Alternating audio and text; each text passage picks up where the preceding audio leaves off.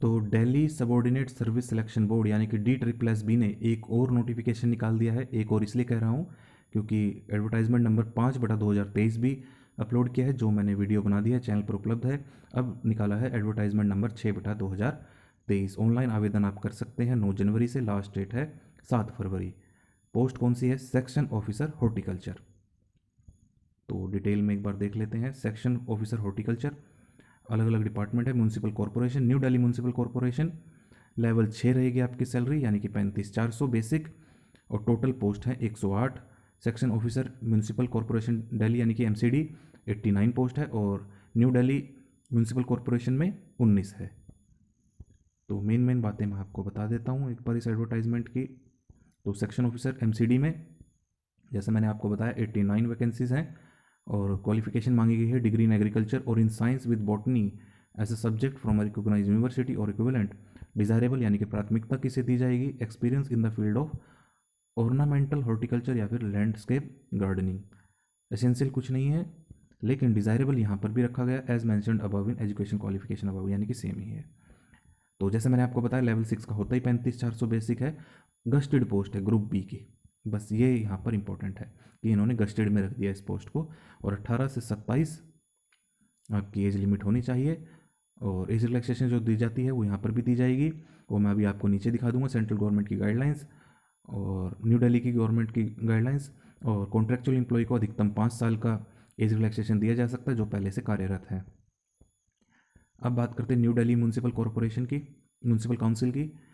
First class और second class degree in BSc agriculture with 2 year experience in ornamental horticulture या फिर landscaping in government और semi government और organisations of repute. तो यहाँ पर एक्सपीरियंस मांग लिया गया है।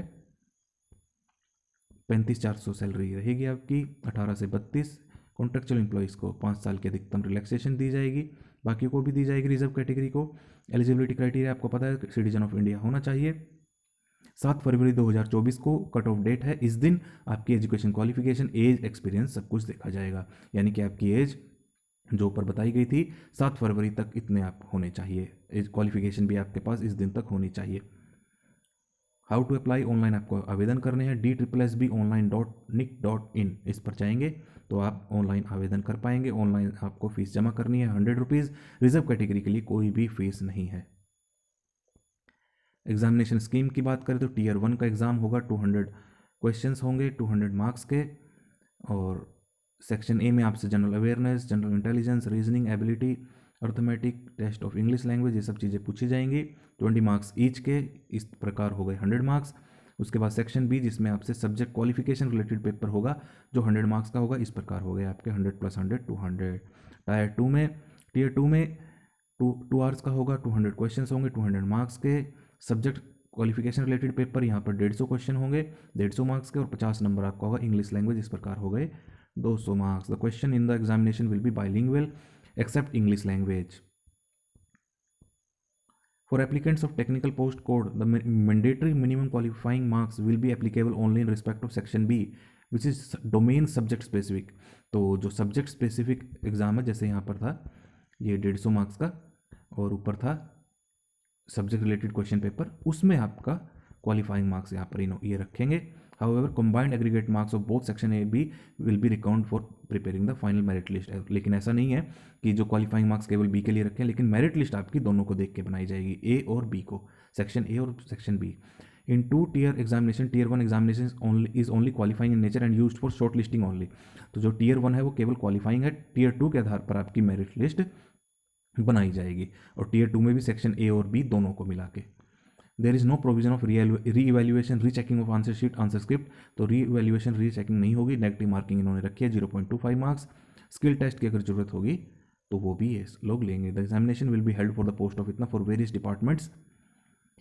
Detail preference form candidate for the post in respect of department of government of NCD will be taken at the time of online calling of videos year. तो बाद में आपसे प्रेफरेंस मांग ली जाएगी। मोड ऑफ सिलेक्शन जैसा भी ऊपर बताया, आपका एग्जाम कंडक्ट किया जाएगा, नॉर्मलाइजेशन के बाद आपकी आंसर की निकाल दी जाएगी, फिर आप ऑब्जेक्शन लगा सकते हैं। और कैटेगरी वाइज यहाँ पर मिनिमम मार्क्स लेने होंगे। जनरल कैटेगरी को, EWS को 40% मार्क्स, OBC को 35, SC ST PWD को 30, ऐसे ही एक्स सर्विसमैन को 5% की रिलैक्सेशन दी जाएगी जिस भी कैटेगरी में वो फॉल करता है। मान लीजिए जनरल में तो 35, अगर ओबीसी दिल्ली में तो 30, SC ST PSPW में तो 25, 5 कम कर दिए जाएंगे। अगर इफ़ देयर आर 2 और more candidate in the same category having equal marks, तब क्या होगा, candidate scoring more marks in subject specific section, तो जो सब्जेक्ट रिलेटेड पेपर होगा उसमें जिसके ज़्यादा मार्क्स होंगे उसे प्राथमिकता दी जाएगी। अगर वहाँ पर भी सेम आ जाता है फिर क्या होगा, in case where the marks mentioned at a bar equal the candidate senior in age, तो एज में जो बड़ा होगा उसे प्राथमिकता दी जाएगी। अगर एज में भी बराबर है फिर क्या होगा, the candidate whose first name comes in first in alphabetical order, तो जिसका नाम सबसे पहले अल्फ़ाबेटिकल ऑर्डर में शुरू होता है, जैसे मान लीजिए ए का नाम, ए से किसी का नाम शुरू होता है तो बी वाले से ए वाले को प्राथमिकता दी जाएगी। तो आप इस नोटिफिकेशन को पूरा पढ़ें। रिजर्वेशन बेनिफिट आप पढ़ लें एक बार। मैं आपको मेन बातें बता देता हूँ। देखिए यहाँ पर एज रिलैक्सेशन है, जो मैंने आपको कहा था कि जो गाइडलाइंस होंगी उस अनुसार आपको एज रिलैक्सेशन दी जाएगी। तो जिस भी पोस्ट कैटेगरी में आप फॉल करते हैं वो एज रिलैक्सेशन आपको दी जाएगी। SC ST के लिए 5 साल, OBC के लिए 3, ऐसे ही आप आगे देख सकते हैं। इंपॉर्टेंट इंस्ट्रक्शन ज़रूर पढ़कर जाएँ। कट ऑफ डेट मैंने आपको बता दिया 7 फरवरी 2024 है, और जो भी गाइडलाइंस इन्होंने कही है वो ज़रूर फॉलो करें। जो डॉक्यूमेंट्स में आपका नाम है वही मेंशन आप ऑनलाइन फॉर्म फिल करते वक्त करें। आपके पास सभी वैलिड डॉक्यूमेंट्स होने चाहिए, और फ़ोन नंबर और ईमेल आईडी भी आपके पास वैलिड होनी चाहिए। ये सारे इन्होंने नक्सर लगा दिए हैं जिसके आधार पर इन्होंने ये रिक्रूटमेंट निकाली है या फिर जो नियम बनाए हैं, ये सारे आप एक बार देख लेना। ऑनलाइन आवेदन करने की वेबसाइट मैंने आपको बता दी है, DSSBonline.nic.in। वहाँ पर जाके आपको रजिस्टर करना है, फॉर्म फिल करना है और फीस की पेमेंट करनी है। ये नॉर्मलाइजेशन का मेथड रहेगा, normalised score for each candidate. ऐसे ही आप पूरा ये नोटिफिकेशन मैं आपको दिखा देता हूँ। 22 पेज का ये नोटिफिकेशन है। तो इस वीडियो को अब आप ज़्यादा से ज़्यादा शेयर करें। मैंने अपना काम कर दिया, अब आप अपना काम करें कि इस वीडियो को ज़्यादा से ज़्यादा शेयर करें और चैनल को ज़रूर सब्सक्राइब करें।